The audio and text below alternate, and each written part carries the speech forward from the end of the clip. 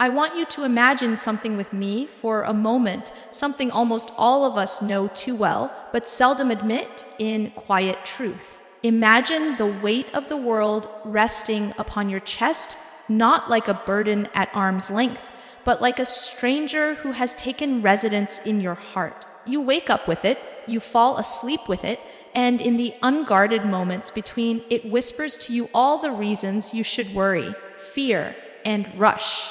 The persistent tightening in the chest, the endless loop of what ifs, that is stress. Not just a word, not just a feeling, but a lived experience for so many of us, and yet we rarely ask the one question that matters most. Why does it cling so tightly, and how do we loosen its hold without losing ourselves in the process? For stress is not merely a reaction, it is a symptom of deeper understandings or misunderstandings about how we see ourselves in relation to life, to our expectations, to our hopes, and most importantly, to our fears. So tonight I want to speak to you not just about managing stress, but about seeing it, embracing parts of it, and transforming it from an enemy into a wise teacher, because stress, when understood rightly, can tell us what our hearts truly fear to face. We begin here. Stress is not just something that happens to you. It is something that grows from within you.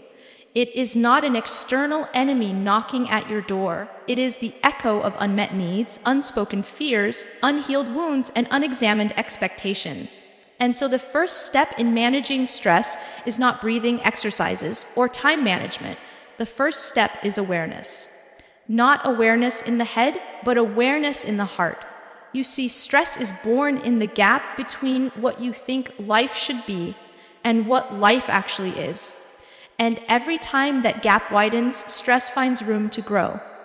Consider this right now, somewhere in your mind. There is a story you are telling yourself about how life ought to go, a version of life in which you are never late, you never make mistakes, everyone approves of you, your failures are small, your successes are swift, your relationships are smooth, and your heart never aches. And then life tells a different story, one woven with unexpected twists, unmet expectations, delays, losses, disappointments. And in that clash between expectation and reality, stress is born. But what if we dared to see that the expectations themselves might be the true source of suffering? What if stress is not life's punishment, but life's invitation, an invitation to confront the illusions we carry? For stressed hearts are often hearts clinging to things, attached to outcomes, permanence, certainty, approval, and control, and stress thrives in the soil of attachment. So let us begin with detachment, not the cold, heartless detachment that shrugs at suffering, but a spiritual detachment that is rooted in clarity. Because when you cling to a particular outcome, you tell your heart, my peace depends on this. And when your peace depends on something outside your control, you will always suffer. That is not a theory. That is a reality you can measure in every restless night, every bated breath before an exam, every unanswered call, every paused notification. So first, look at what you are clinging to. Not superficially, not intellectually, but deeply. Ask yourself, what outcome am I so afraid of losing? What future do I imagine so vividly that its delay or loss feels unbearable? If your peace depends on a job, a relationship, an exam result, others' approval, a milestone, a check mark on life's invisible list, then stress will always have its grip on you. And here is the tension: you cannot simply pretend to detach. You cannot intellectually assent to detachment while your heart is still trembling with the fear of loss. True detachment is not denial of love or ambition. It is reordering the place of love and ambition in your heart. It means holding things with open hands instead of clenched fists. It means saying, I want this, but if it does not come, my heart remains intact. That is the pivot from stress to serenity, not avoidance, not resignation, not indifference, but a profound reorientation of the heart. Now you may ask, but how? How do I loosen my grip? How do I love without losing myself to fear? The answer lies in surrender, not surrender as in defeat, but surrender as in trust. Not trust in the outcome you wish for, but trust in the one who knows what is best. This trust is not blind. It is a trust forged in remembrance, in reflection, in understanding that nothing comes to you except that which was first decreed. And when your heart wraps itself around this truth, stress begins to soften because the source of meaning shifts from what happens to you to who is with you in whatever happens. But let us be honest, that kind of trust does not happen overnight. It cannot be rushed or pretended. It is cultivated. And the soil in which it grows is gratitude. Gratitude is not a superficial listing of blessings. Gratitude is a heart posture, a daily practice of saying, even in what I don't understand, I choose to believe there is wisdom. Even in what I fear, I choose to believe there is purpose. And when your heart chooses gratitude over complaint, your nervous system responds by lowering the constant alarm that stress relies on. You might say, but I feel thankless because I feel overwhelmed. My life feels like chaos. And to that I say, begin with the smallest moment of grace you can find. Because stress is a magnifier, it makes mountains out of molehills. And gratitude is the antidote because it brings us back to the present moment, the only place where peace is possible. When you are stressed, you are almost always living in the future in fear of what may happen. You ruminate about what could go wrong, what might be lost, what might never be regained. And in that mental space, anxiety becomes a full-time job. But the present moment, the breath you are taking right now, this instant, that is the only real moment you occupy. The past no longer exists except in memory. The future has not yet arrived. Only the present is real, so begin here with your breath, with your heartbeat, with this moment, because stress cannot thrive in presence. It thrives in anticipation, and the act of returning to the present, not through effort alone, but through acknowledging the one who gives you life in this moment, is perhaps the most powerful tool we have. Now let us talk about another source of stress that is rarely named comparison. We live in an age where we watch other people's lives on screens, and for many of us, our hearts measure their highlights against our own shadows. And that comparison, whether conscious or unconscious, feeds stress because it makes the heart feel inadequate, always lacking, always needing more. And when your sense of self-worth is tied to what others appear to have, stress becomes relentless. So here is a reminder. The life you see on a screen is not the whole life. It is the edited version, just as our own hearts' struggles are rarely shown to others. Comparison is the thief of joy because it distracts you from your own journey and places your heart in a race it was never meant to run. Your journey is unique. Your trials are unique. Your timing is unique. And stress thrives when you try to live someone else's timeline. So instead of comparing, choose to appreciate. Instead of wanting what someone else has, ask, what is the lesson in my current moment? What is my heart being invited to learn? Because stress often arrives not to break you, but to break open something in you that was hardened by illusion, the illusion that you are in control. So let us now turn to control, or rather, the illusion of control. Stress loves control because when you believe you must control every variable in your life to be safe, stress becomes a full-time occupation. But control is an illusion. None of us truly controls anything except our response, our choice in how we orient our hearts in the midst of life's unpredictability. So ask yourself, what am I trying to control that I cannot? What future am I budgeting my peace for? What outcome am I clinging to so tightly that the slightest deviation feels like catastrophe? When you begin to see these patterns, you begin to see that control is not a shield, it is a prison. And the door to that prison is opened not by forcing the world to bend to your will, but by bending your heart toward acceptance. But make no mistake, acceptance here is not a passive surrender. It is an active choice. You can accept reality without liking it. You can acknowledge the discomfort without giving up. Acceptance says, this is where I am right now.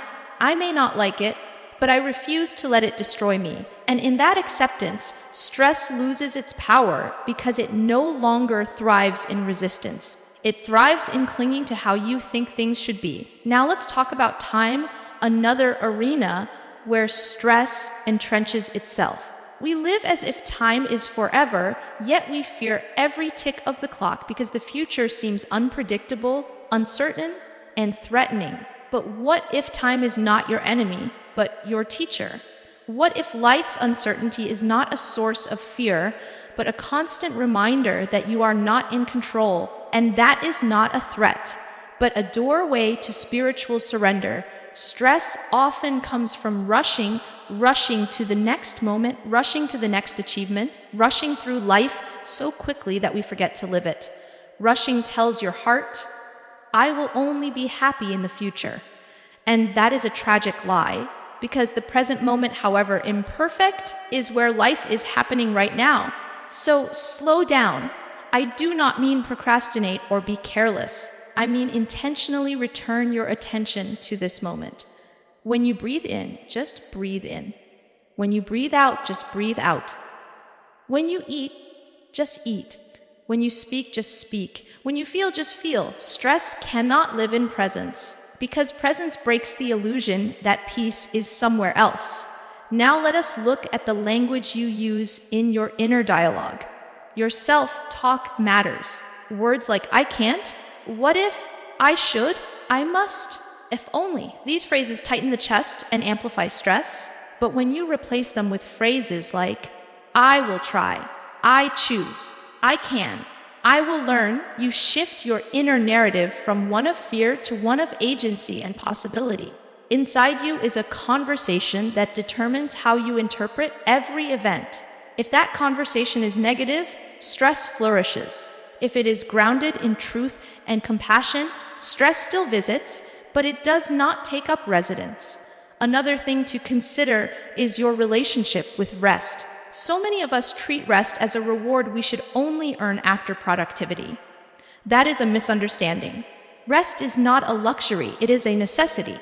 Your body, your heart, your mind, all of them were designed to cycle through effort and rest. When you refuse rest, stress accumulates like sediment in a river, eventually blocking the flow of peace. Rest is not laziness. Rest is replenishment. When you rest, you tell your heart, my value is not in my productivity, but in my being. And that truth, that your worth is not tied to what you produce, is one of the most stress-dissolving realizations you can have. Now let us talk about expectations from others. There are people in your life whose expectations you carry as though they are your own. You try to meet them, please them, satisfy them, even when it costs you your peace. Stress loves that dynamic because it thrives on external validation. You think, if they approve, I can rest. But that is a fragile foundation because the heart that depends on others for peace is always at risk of anxiety. So here, too, you must learn to reorient your heart. You can be compassionate and kind, absolutely, but your peace must not be chained to the approval of others. When your sense of worth comes from within, from your values, your integrity, your relationship with the divine, stress loses its leverage. Now consider your relationship with uncertainty. So much stress in your life is not about what is happening now, it is about the fear of what might happen. That fear can consume you. But uncertainty is not hostility, it is neutral. It is simply the nature of life. The unknown is not something to be feared, it is something to be accepted.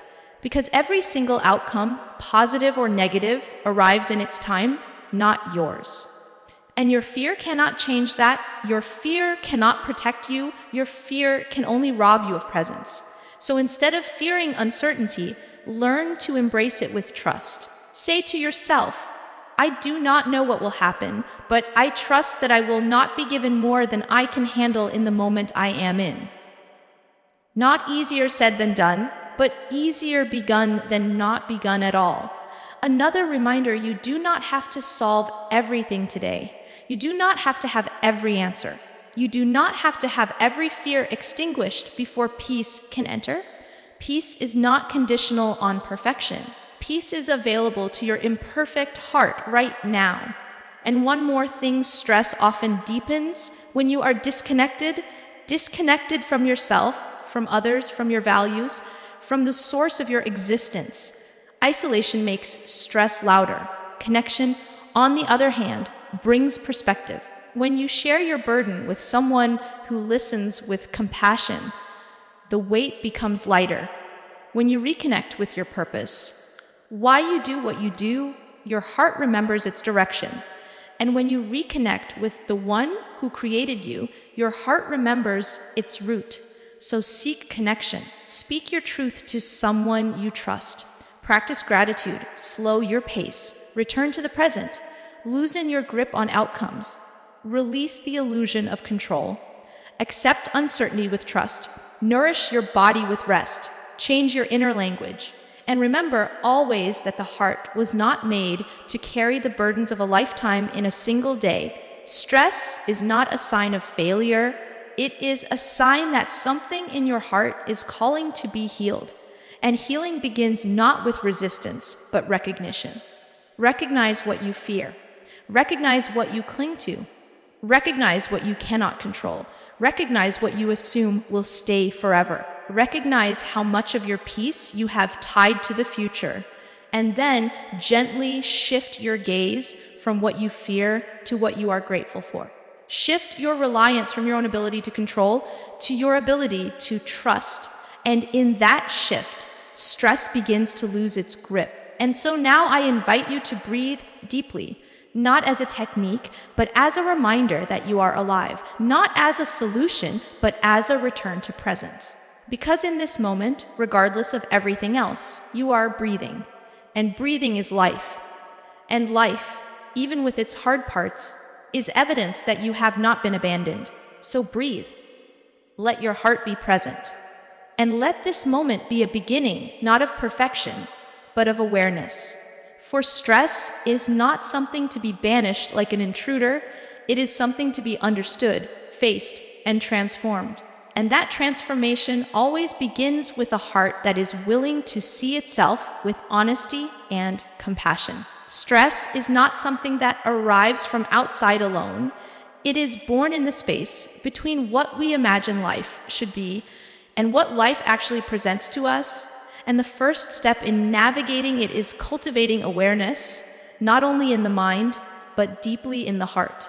Awareness is not a mere intellectual acknowledgement that stress exists.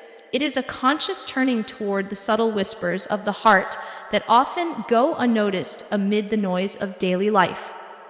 When we pause to listen, we may discover that the heart is carrying burdens far heavier than any external circumstance, burdens formed by unmet expectations, unspoken fears, or unresolved wounds. Often we mistake stress for a reaction to external pressures, a looming deadline, a difficult conversation, or an unforeseen challenge. Yet the truth is that stress flourishes in the mind and heart long before the external situation manifests, because the heart is holding tightly to the illusion of control and the desire for certainty. By cultivating heart-centered awareness, we begin to notice these internal patterns, the ways we cling to imagined outcomes, and the ways our peace has been tethered to things beyond our command. It is in the recognition of these patterns that we gain the first glimpse of liberation, for to see the origin of stress is already to loosen its grip. Awareness allows us to ask the essential questions that so often go unspoken. What am I afraid will be lost? What am I clinging to so tightly that my heart feels constricted? What assumptions about life, myself, or others are fueling this persistent anxiety? By bringing these questions to the light of conscious reflection, we create a space in which the heart can breathe, a space where the mind and emotions are no longer hijacked by unseen attachments. This form of awareness does not require judgment, self-criticism, or immediate solutions. It requires gentle observation and honesty. It asks us to look at our fears, our expectations, and our attachments with the same compassion that we would offer to a friend.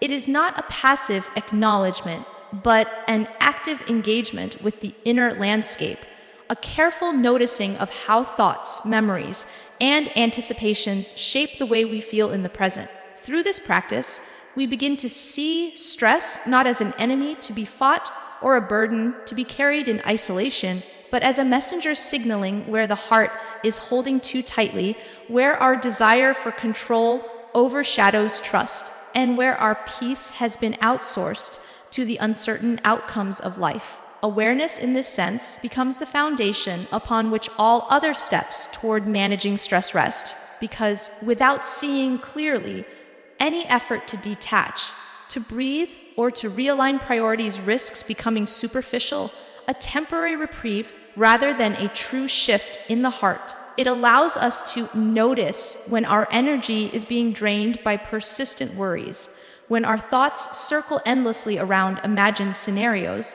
and when our emotions are reacting to assumptions rather than realities.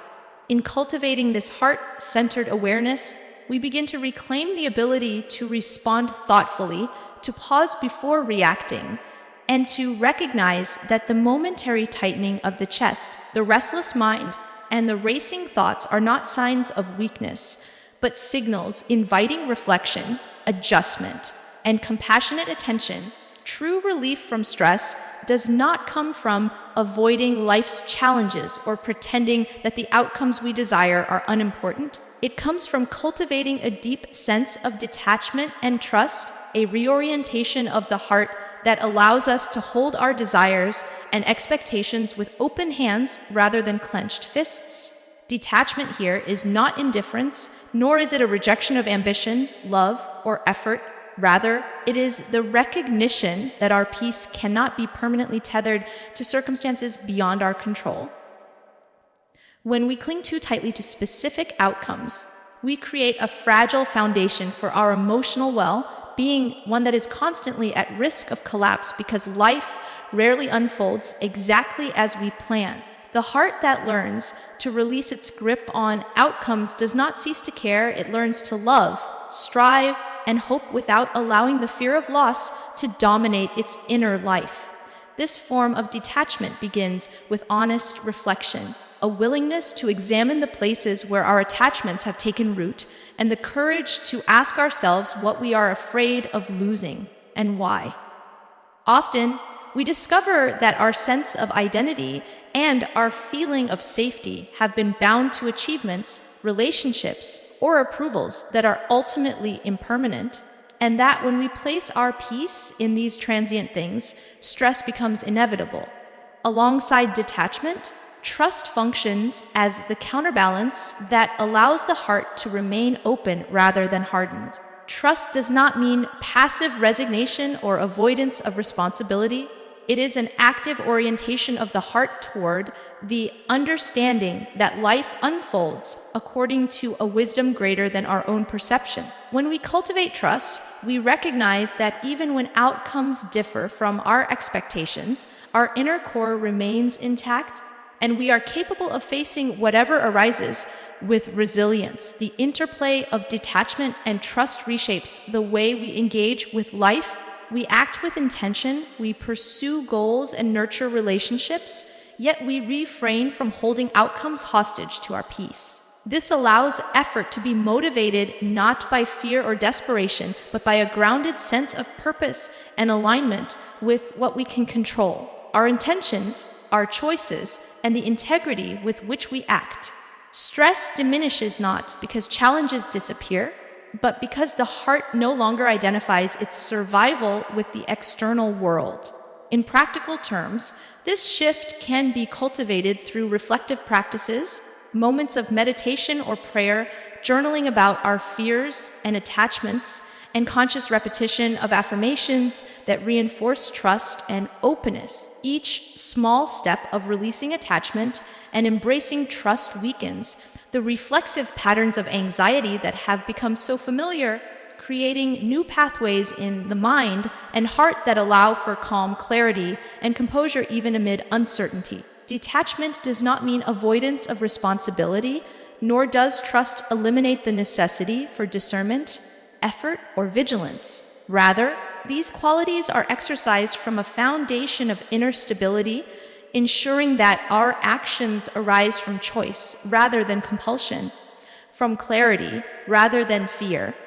Over time, the heart internalizes these truths that peace is not dependent on the world conforming to our wishes, that effort and intention are noble regardless of outcome, and that trust provides a refuge in moments when life's unpredictability would otherwise provoke despair.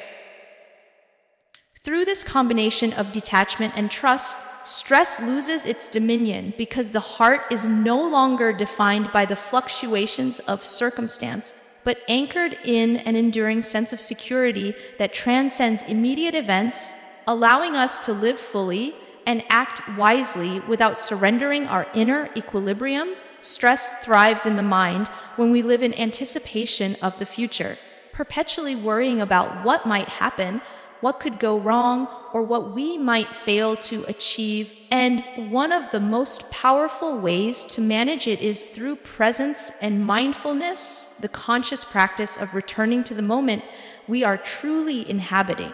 Often, the mind is pulled forward into a future filled with uncertainty, rehearsing scenarios that may never materialize, imagining catastrophes, or obsessing over outcomes that are beyond our control.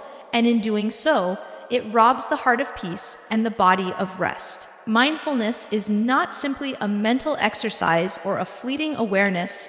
It is a cultivated state in which the heart and mind align with the reality of now, where attention is focused on the breath, the sensations of the body, the environment, and the unfolding of life in this exact instant. When we practice mindfulness, we begin to notice the subtle layers of thought that contribute to stress, the repeated what-ifs, the unrelenting inner dialogue, the judgments we place upon ourselves and circumstances, and the constant pull toward outcomes that have not yet arrived. In this noticing, there is neither judgment nor condemnation, only acknowledgement, the first step toward liberating the heart from the tyranny of anticipatory anxiety. Presence allows us to inhabit our experience fully without being carried away by the narratives our minds construct, and it cultivates a perspective in which stress is no longer overwhelming because the heart is no longer projecting its fears into a future that does not yet exist. One of the simplest yet most profound ways to anchor presence is through the breath, observing each inhalation and exhalation without attempting to control it, without rushing it, simply allowing it to remind us that we are alive in this moment. With each conscious breath, the mind gradually settles, the body relaxes, and the awareness of stress as a separate entity diminishes because the heart recognizes that not everything feared has come to pass, and that life continues in rhythms beyond our manipulation.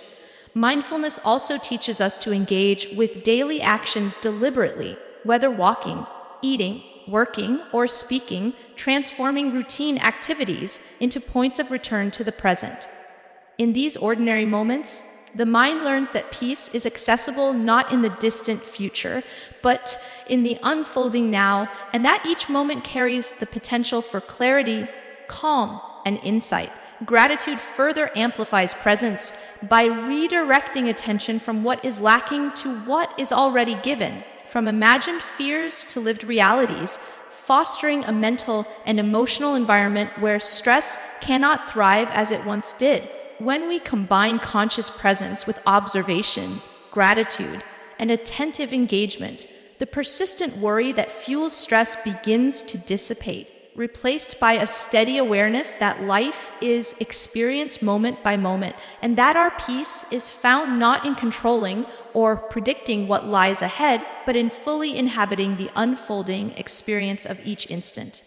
Mindfulness, therefore, is not a temporary escape from stress, but a foundational practice that reshapes how the heart interacts with thought, emotion, and circumstance, cultivating resilience, clarity, and equanimity by continually drawing attention back to the here and now, where life is real and peace is accessible to any heart willing to notice it. The way we speak to ourselves, the quality of rest we allow our bodies, and the alignment of our actions with our inner values are deeply interconnected with how stress manifests and how it can be managed, because the inner environment we cultivate becomes the soil in which stress either flourishes or diminishes.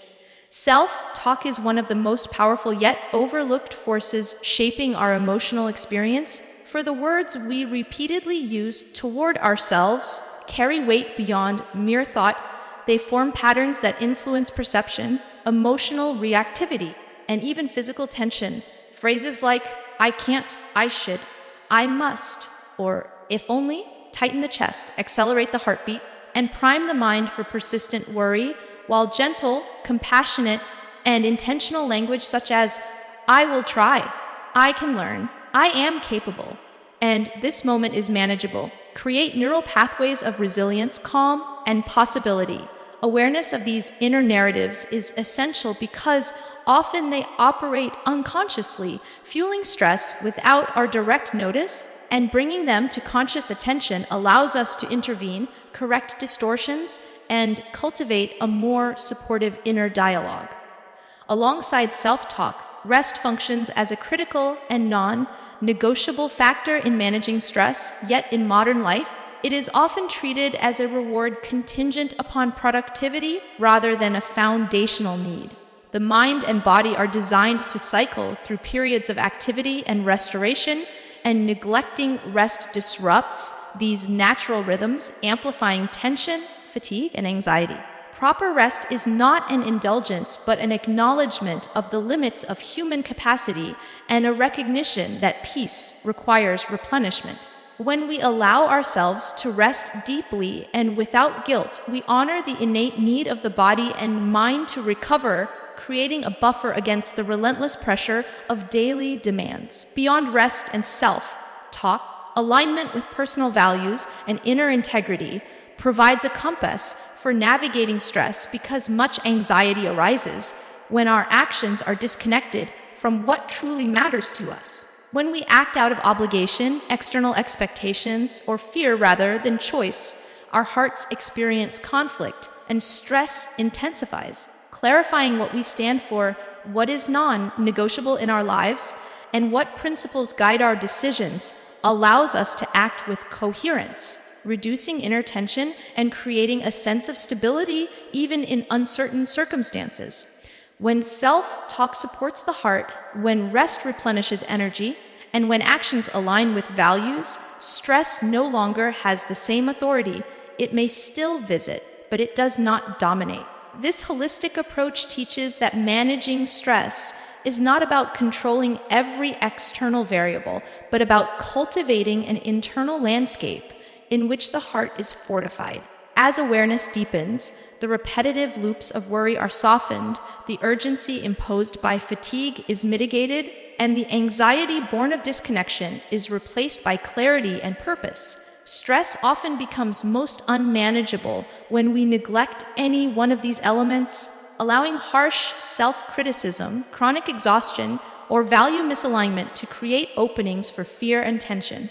Conversely, intentional cultivation of compassionate inner dialogue, disciplined rest, and values-based action creates resilience, fortifying the heart against the pressures of life and fostering an enduring capacity to respond thoughtfully rather than reactively, to inhabit each moment with presence, and to navigate uncertainty with grounded awareness, all of which diminish the grip of stress and support emotional and spiritual equilibrium. Healing stress is not solely an individual endeavor isolated within the confines of our minds and hearts. It is deeply influenced by the connections we cultivate with ourselves, with others, and with a higher source that sustains and guides us, because stress often becomes most overwhelming when we feel alone, disoriented, or disconnected. Reconnecting with ourselves begins with attentive self-reflection, a willingness to observe our thoughts, emotions, and bodily sensations without judgment, and a commitment to understanding the underlying fears, attachments, and patterns that fuel our tension. When we face our inner world with honesty and compassion, we create a foundation for transformation, acknowledging the places where we have been reactive, where expectations have gone unmet, or where we have overextended beyond our capacity. This self-reconnection is not a passive retreat into introspection, but an active engagement with our emotional and spiritual reality, a daily practice of listening to the heart and honoring its needs, which begins to loosen the grip of stress because the heart feels seen, acknowledged, and attended to. Equally important is our connection with others, for stress thrives in isolation and secrecy, whereas sharing burdens with trusted companions lightens their weight. Speaking with someone who listens with empathy, offering presence without judgment, allows the mind to release repetitive worries and the heart to experience relief, reminding us that we are not alone in our struggles. Human connection also offers perspective.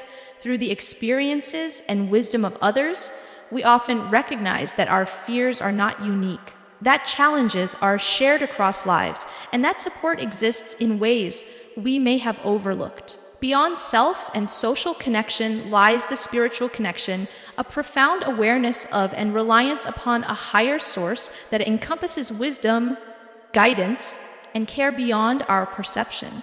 Trusting in this source does not remove difficulties, nor does it guarantee specific outcomes, but it provides a refuge for the heart, a stable anchor amid uncertainty, and a framework in which challenges are understood as opportunities for growth, patience, and insight rather than solely as threats to peace. By reorienting our reliance from the unpredictable variables of life to the steadiness of divine wisdom, we cultivate resilience and an enduring sense of security that mitigates stress. In practice, this involves intentional moments of reflection, prayer, meditation, or contemplation in which we acknowledge our limitations, surrender our need for total control, and affirm our trust in a guiding presence.